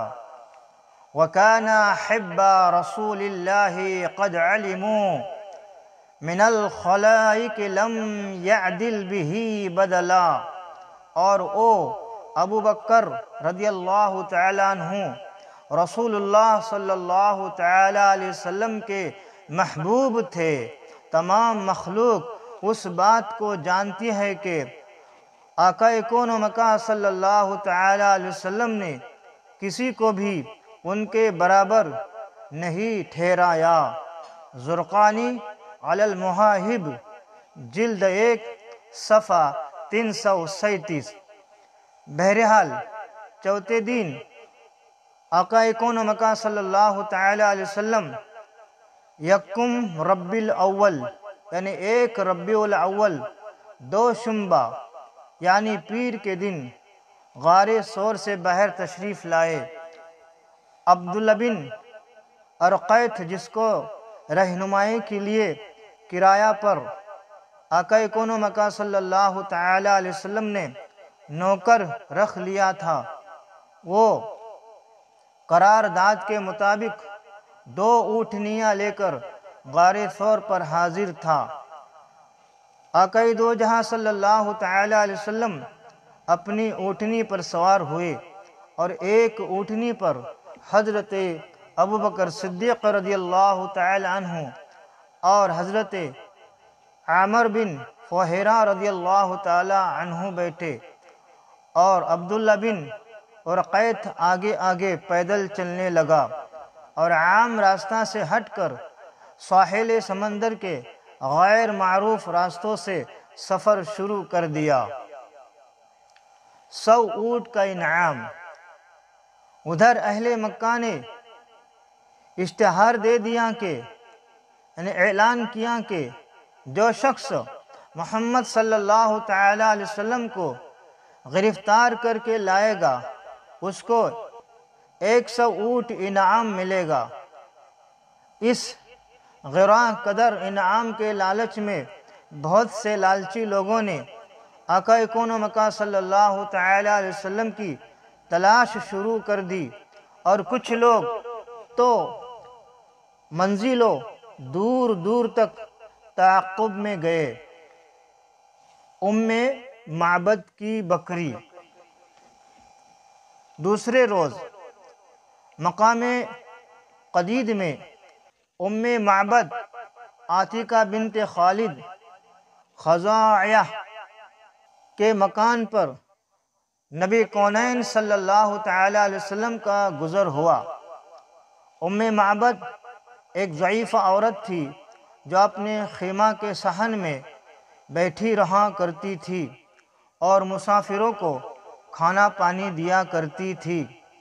نبی کونین صلی اللہ تعالیٰ علیہ وسلم نے اس سے کچھ کھانا خریدنے کا قصد کیا یعنی ارادہ کیا، مگر اس کے پاس کوئی چیز موجود نہ تھی۔ نبی کونین صلی اللہ تعالیٰ علیہ وسلم نے دیکھا کہ اس کے خیمہ کے ایک جانب ایک بہت ہی لاغر بکری ہے یعنی کمزور بکری ہے۔ دریافت کیا کہ یہ دودھ دیتی ہے؟ ام معبد نے کہا نہیں۔ آقا کون و مکان صلی اللہ تعالیٰ علیہ وسلم نے فرمایا کہ اگر تم اجازت دو تو میں اس کا دودھ دھو لوں۔ ام معبد نے اجازت دے دی اور فخر صادق صلی اللہ تعالی علیہ وسلم نے بسم اللہ پڑھ کر جو اس کے تھن کو ہاتھ لگا دیا تو اس کا تھن دودھ سے بھر گیا اور اتنا دودھ نکلا کہ سب لوگ سیراب ہو گئے، یعنی سب لوگوں نے وہ دودھ پیٹ بھر کر پی لیا، اور ام معبد کے تمام برتن دودھ سے بھر گئے۔ یہ معجزہ دیکھ کر ام معبد اور ان کے خاوند دونوں مشرف اسلام ہو گئے۔ مدارج النبوہ جلد 1 صفحہ 61۔ روایت ہے کہ ام معبد کی یہ بکری ہجری 18 تک زندہ رہی اور برابر دودھ دیتی رہی، اور حضرت عمر رضی اللہ تعالیٰ عنہ کے دور خلافت میں جب آمر رماد کا سخت قحط پڑا کہ تمام جانوروں کے تھنوں کا دودھ خشک ہو گیا، اس وقت بھی یہ بکری صبح و شام برابر دودھ دیتی رہی۔ زرقانی علی المواہب جلد 1 صفحہ 346۔ سراقہ کا گھوڑا۔ جب ام معبد کے گھر سے نبی کونین صلی اللہ تعالی علیہ وسلم آگے روانہ ہوئے تو مکہ کا ایک مشہور شہ سوار سراقہ بن مالک بن جعشم تیز رفتار گھوڑے پر سوار ہو کر تعقب کرتا نظر آیا۔ قریب پہنچ کر حملہ کرنے کا ارادہ کیا، مگر اس کے گھوڑے نے ٹھوکر کھائی اور گھوڑے سے گر پڑا، مگر 100 اونٹ کا انعام کوئی معمولی چیز نہ تھی۔ انعام کے لالچ نے اسے دوبارہ ابھارا اور وہ حملہ کی نیت سے آگے بڑھا تو آقا کون و مکان صلی اللہ تعالی علیہ وسلم کی دعا سے یعنی سرکار نے فرمایا اے زمین اسے پکڑ لے۔ پتھریلی زمین میں اس کے گھوڑے کا پاؤں گھٹنوں تک زمین میں دھس گیا۔ سراقہ یہ معجزہ دیکھ کر خوف و دہشت سے کانپنے لگا اور امان امان پکارنے لگا۔ رسول اکرم صلی اللہ تعالی علیہ وسلم کا دل رحم و کرم کا سمندر تھا۔ سراقہ کی لاچاری اور گریہ وزاری پر نبی کونین صلی اللہ تعالی علیہ وسلم کا دریائے رحمت جوش میں آ گیا۔ دعا فرما دی تو زمین نے اس کے گھوڑے کو چھوڑ دیا۔ اس کے بعد سراقہ نے عرض کیا کہ مجھ کو امن کا پروانہ لکھ دیجئے۔ آقا کونین صلی اللہ تعالی علیہ وسلم کے حکم سے حضرت عامر بن فہیرہ رضی اللہ تعالی عنہ نے سراقہ کے لیے امن کی تحریر لکھ دی۔ سراقہ نے اس تحریر کو اپنے ترکش میں رکھ لیا اور واپس لوٹ گیا۔ یہاں پر عقیدے کی ایک بات عرض کرتا ہوں۔ جب سراقہ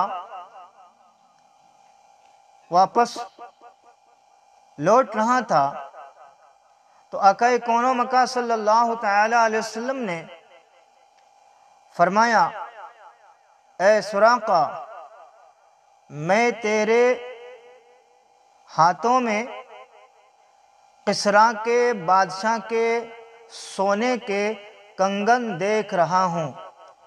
اس کا ذکر تفصیل کے ساتھ آگے آئے گا اور بریلوی سنی سامعین سننے کا شرف حاصل کریں گے۔ لیکن یہ بات بعد میں پوری ہو گئی۔ آقا نے جیسا فرمایا تھا ویسا ہی ہو گیا۔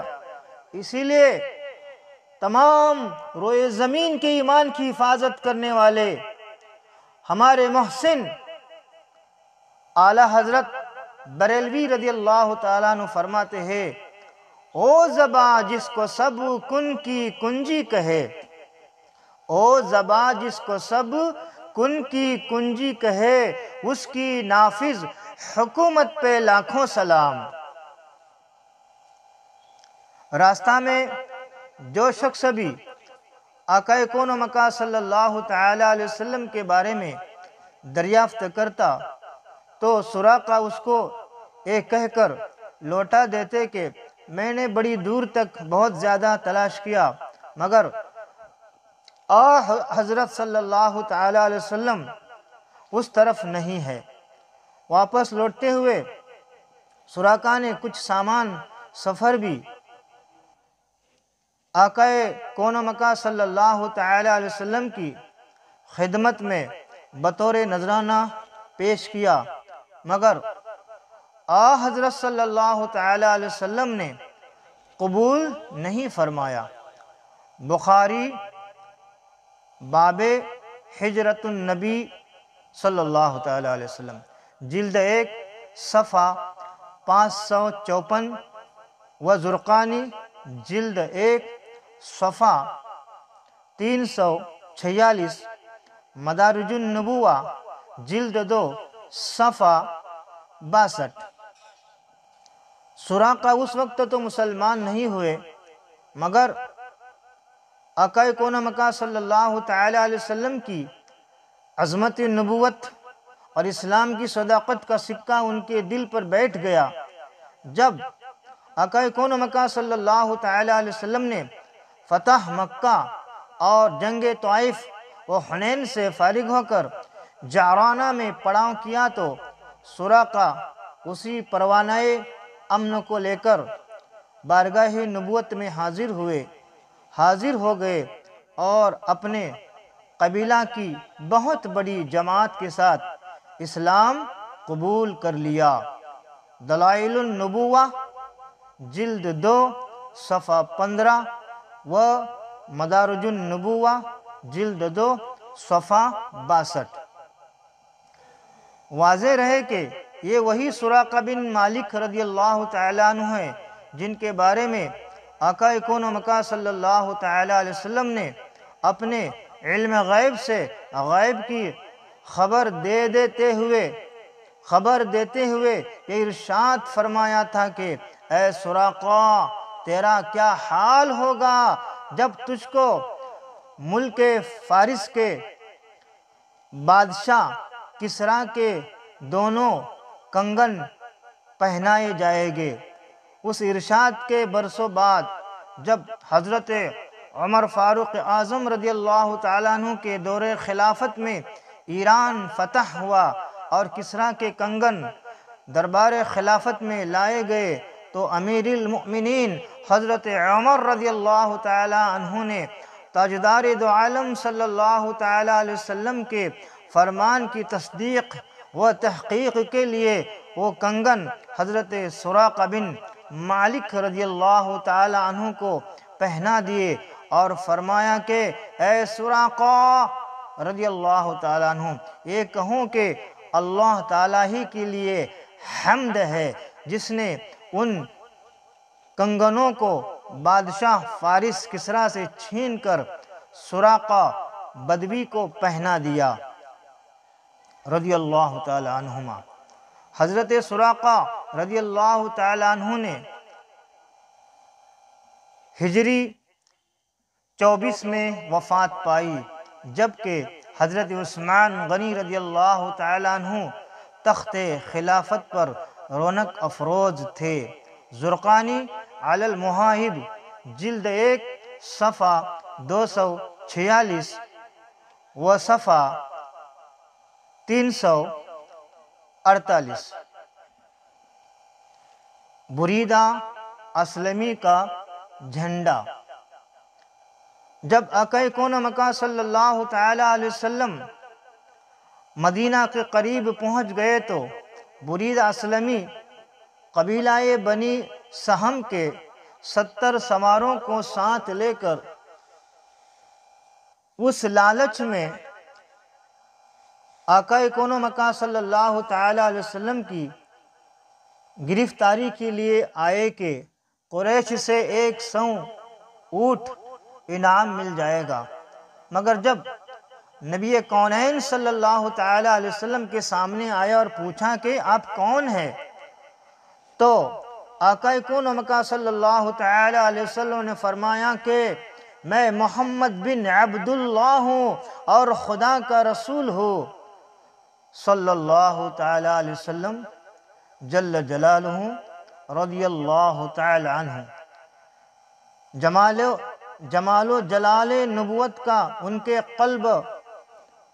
کے قلب پر ایسا اثر ہوا کہ وہ فوراً ہی کلمہ شہادت پڑھ کر دامن اسلام میں آ گئے اور کمال عقیدت سے یہ درخواست پیش کی کہ یا رسول اللہ صلی اللہ تعالی علیہ وسلم، میری تمنا ہے کہ مدینہ میں حضور کا داخلہ ایک جھنڈے کے ساتھ ہونا چاہیے۔ یہ کہاں اور اپنا عمامہ سر سے اتار کر اپنے نیزہ پر باندھ لیا اور آقا کون و مکان صلی اللہ تعالی علیہ وسلم کے علم بردار بن کر مدینہ تک آگے آگے چلتے رہے۔ پھر دریافت کیا کہ یا رسول اللہ صلی اللہ تعالی علیہ وسلم، آپ مدینہ میں کہاں اترے گے؟ تاجدار دو عالم صلی اللہ تعالی علیہ وسلم نے ارشاد فرمایا کہ میری اٹھنی خدا کی طرف سے مامور ہے، یہ جہاں بیٹھ جائے گی وہی میرا قیام ہوگا۔ مدارج النبوہ جلد 2 صفحہ 62۔ یہاں پر عقیدے کی بات پیش خدمت ہے۔ آج وہ قسمت کے جو دھنی نہیں ہے، جن کی قسمت اچھی نہیں ہے، وہ جھنڈے کا ثبوت ہم سے مانگتے ہیں۔ تو آپ نے ابھی سن لیا کہ برید اسلمی رضی اللہ تعالی عنہ نے سرکار صلی اللہ تعالی علیہ وسلم سے اجازت لی اور کہا کہ یا رسول اللہ، آپ کا داخلہ مدینہ شریف میں ایسا ہو کہ میں جھنڈا بلند کروں۔ تو سرکار نے اجازت دے دی۔ انہوں نے اپنے امام شریف کا جھنڈا بنایا اور جھنڈے کے ساتھ یہ جلوس آقا صلی اللہ تعالی علیہ وسلم کا مدینہ شریف میں داخل ہو گیا۔ اور پھر سرکار کا ان کے گزارش پر یہ کہنا کہ آپ مدینہ شریف میں کس کے گھر پر قیام کریں گے؟ تو آقا کون و مکان صلی اللہ تعالی علیہ وسلم نے فرمایا کہ میری اونٹنی خدا کی طرف سے معمور ہے، یہ جہاں بیٹھ جائے گی وہی میرا قیام ہوگا۔ وہ لوگ جن کی قسمت بگڑی ہوئی ہے، وہ کہتے ہیں کہ نبی کو علم غیب نہیں ہے، اور ہم سب کی ایمان کی حفاظت کرنے والے محقق بریلوی اعلیٰ حضرت رضی اللہ تعالیٰ عنہ نے فرمایا، اور کوئی غیب کیا تم سے نہیا ہو بھلا، جب نہ خدا ہی چھپا تم پہ کروڑوں درود۔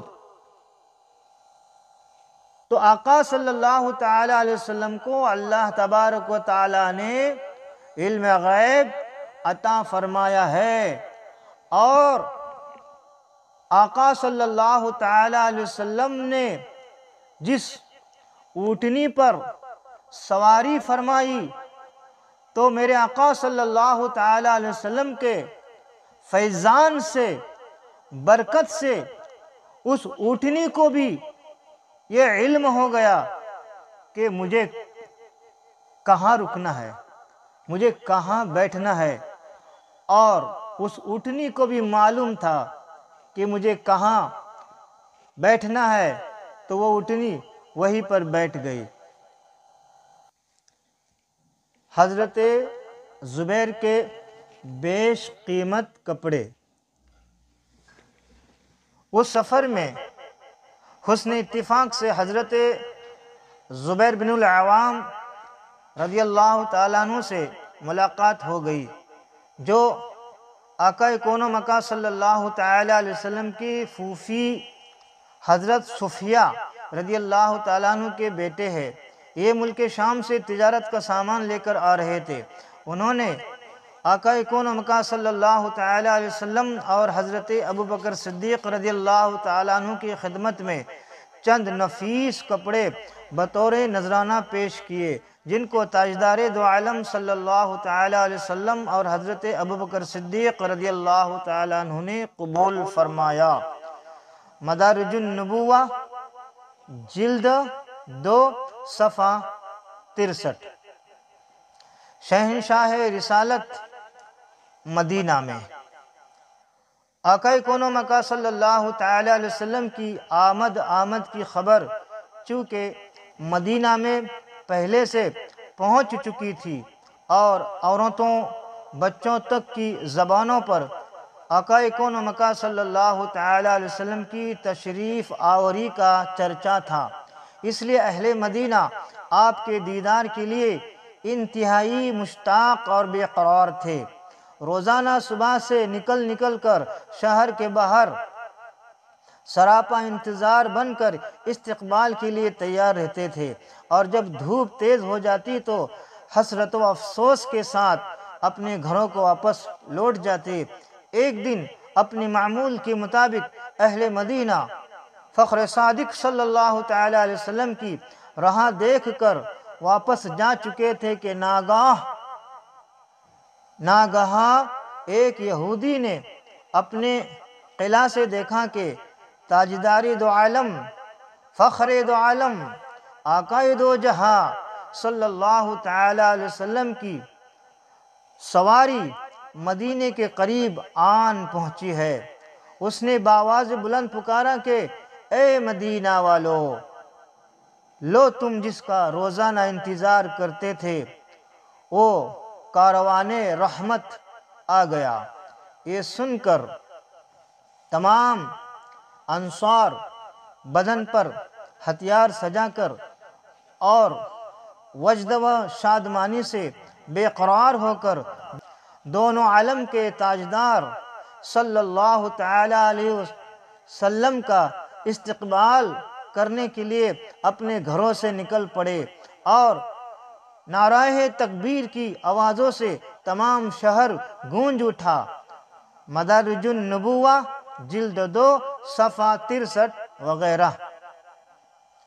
مدینہ منورہ سے 3 میل کے فاصلہ پر جہاں آج مسجد قباء بنی ہوئی ہے، 12 ربیع الاول کو آقا کون و مکان صلی اللہ تعالیٰ علیہ وسلم رونق افروز ہوئے، اور قبیلہ عمرو بن عوف کے خاندان میں حضرت کلثوم بن ہدم رضی اللہ تعالیٰ عنہ کے مکان میں تشریف فرما ہوئے۔ اہل خاندان نے اس فخر و شرف پر کہ دونوں عالم کے میزبان ان کے مہمان بنے، اللہ اکبر کا پرجوش نعرہ مارا، اور چاروں طرف سے انصار جوش مسرت میں آتے اور بارگاہ رسالت میں صلاۃ و سلام کا نذرانہ عقیدت پیش کرتے۔ اکثر صحابہ رضی اللہ تعالی عنہم جو حضور علیہ الصلوۃ والسلام سے پہلے ہجرت کر کے مدینہ منورہ آئے تھے، وہ لوگ بھی اس مکان میں ٹھہرے ہوئے تھے۔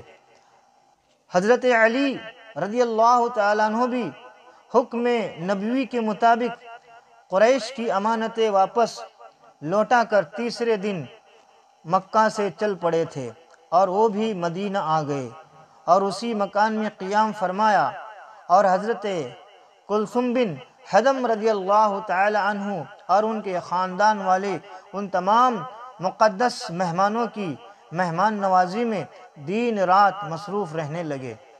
مدارج النبوہ جلد 2 صفحہ 63 و بخاری جلد 1 صفحہ 560۔ اللہ اکبر۔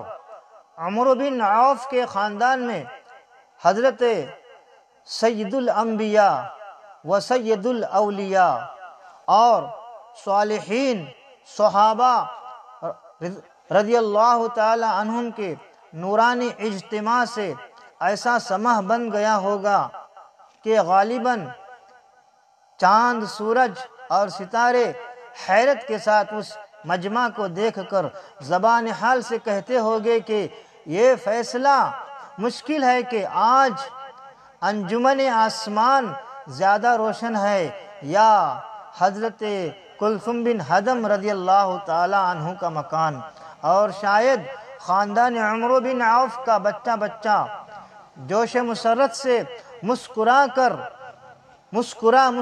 کر زبان حال سے یہ نغمہ گاتا ہوگا کہ ان کے قدم پہ میں نثار، جن کے قدم و ناز نے اجڑے ہوئے دیار کو رشک چمن بنا دیا۔ اللہم صلی وسلم وبارک علی سیدنا و مولانا محمد و آلہ و صحبہ وبارک وسلم۔ الحمدللہ۔ حضور رحمت عالم صلی اللہ تعالی علیہ وسلم کی مکی زندگی آپ سیرت المصطفیٰ میں پڑھ چکے اور اس فقیر سے سیرت المصطفیٰ یہاں تک سن چکے۔ اب ہم آقا کون و مکان صلی اللہ تعالی علیہ وسلم کی مدنی زندگی پر سنہ اور واقعات کو تحریر کرنے کی سعادت حاصل کرتے ہیں، اور یہ فقیر سنانے کی سعادت حاصل کرتا ہے۔ آپ بھی اس کے مطالعہ سے آنکھوں میں نور اور دل میں سرور کی دولت حاصل کرے، اور اس فقیر سے سن کر اپنے دل کو مجلہ و منور فرما دے۔ عبد المصطفیٰ اعظمی عفی عنہ ہجری 1395 28 شعبان، گھوسی بحالت علالت۔ 5 سوالات، 5واں باب۔ سوال نمبر 1، مدینہ منورہ میں تشریف آوری سے پہلے وہاں کے باشندوں کے کتنے گروہ تھے، اور یہودی اوس و خزرج کو کس بات کی دھمکیاں دیتے تھے؟ جواب نمبر 1، جان دو عالم صلی اللہ تعالی علیہ وسلم مدینہ شریف تشریف لانے سے پہلے وہاں رہنے والے 3 قسم کے باشندے تھے۔ نمبر 1 یہودی، نمبر 2 اوس، نمبر 3 خزرج۔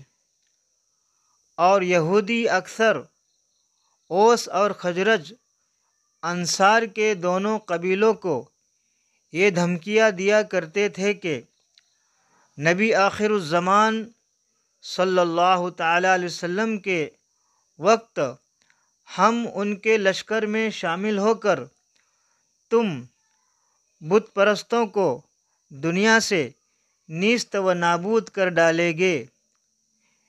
یہی دھمکیاں یہودی اوس اور خزرج کو دیا کرتے تھے۔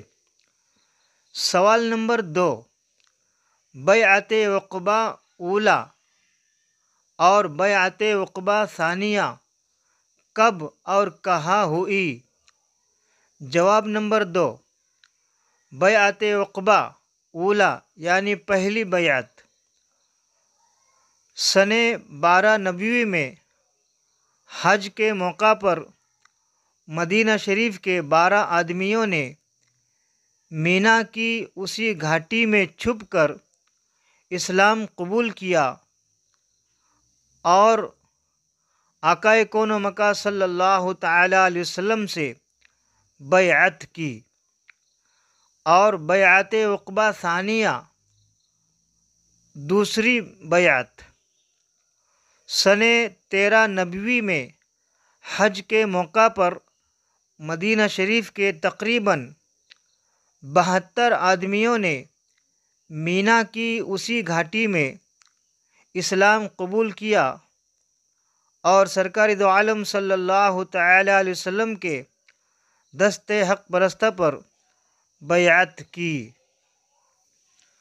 سوال نمبر 3، آیا فخر دو عالم صلی اللہ تعالی علیہ وسلم نے مکہ مکرمہ سے مدینہ منورہ کی طرف ہجرت کی اپنی مرضی سے کی یا اللہ تعالیٰ کے حکم سے؟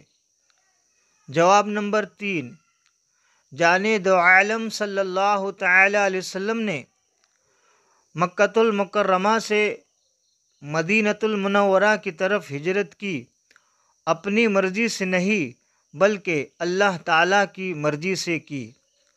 سوال نمبر 4، بخاری شریف کے حوالے سے آقا دو جہاں صلی اللہ تعالی علیہ وسلم کی ہجرت کا واقعہ نقل کیا گیا ہے، بیان کرے۔ جواب نمبر 4، ہجرت کا واقعہ اسی باب میں ہم نے بیان کیا، آپ اسے بار بار سنیں تو معلوم ہو جائے گا۔ سوال نمبر 5، معبد کی بکری کے تھنوں میں دودھ کیسے آیا اور وہ کب تک زندہ رہی؟ کیا اس کے تھنوں سے کبھی دودھ خشک بھی ہوا؟ نیز معبد کی بکری کا واقعہ سیرت کی کس کتاب کے حوالے سے بیان کیا گیا؟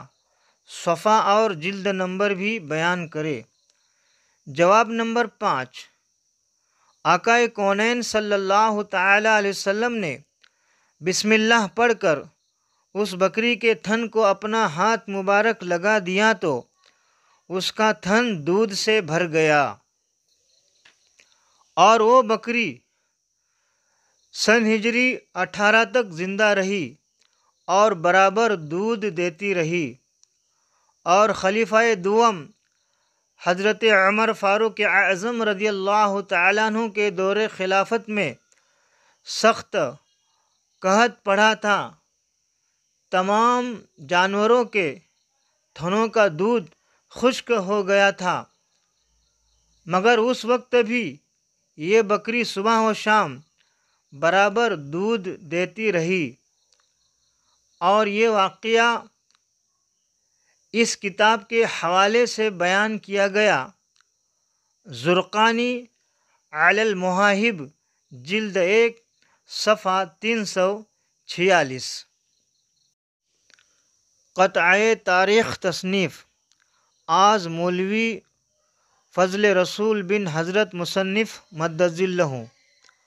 خدا کی شان لکھی اعظمی نے جب سیرت، تو خوب خوب ہوئی ملحدوں کی بیکھ کنی۔ نشان حق سے مٹایا طلسم باطل کو، حریم کعبہ میں جیسی ہوئی تھی بت شکنی۔ ہے تاج دار دو عالم کی سیرت اقدس، ہے اس کے حرفوں پہ قربان گوہر یمنی۔ لکھی کتاب بہت مختصر مگر جامع، کہ سب خرید سکے کہ سب پڑھ سکے غریب یا کہ دھنی۔ قبول کر الہی اسے دو عالم میں، بحق کے آل محمد پیمبر مدنی۔ کہا اے حاطف غیبی نے فضل سے ہنس کر کہ اس کتاب کی تاریخ کتنی اچھی بنی، ملا کے 4 سروں کو نکالے تاریخ، سر ولی، سر صوفی، سر شریف و غنی۔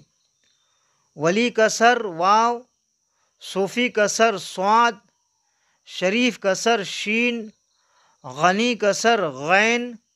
ان چاروں حرفوں کو بحساب ابجد جوڑ دینے سے ہجری 1396 ہو جاتے ہیں۔ اسی طرح واو کے عدد 6، صاد کے عدد 9، شین کے عدد 300، غین کے عدد 1000، تو بنے ہجری 1396۔ اے رضا ہر کام کا ایک وقت ہے، دل کو بھی آرام ہو ہی جائے گا۔ صلی اللہ علی النبی الامی و آلہ صلی اللہ علیہ وسلم، صلاۃ و سلاما علیک یا رسول اللہ صلی اللہ تعالی علیہ وسلم۔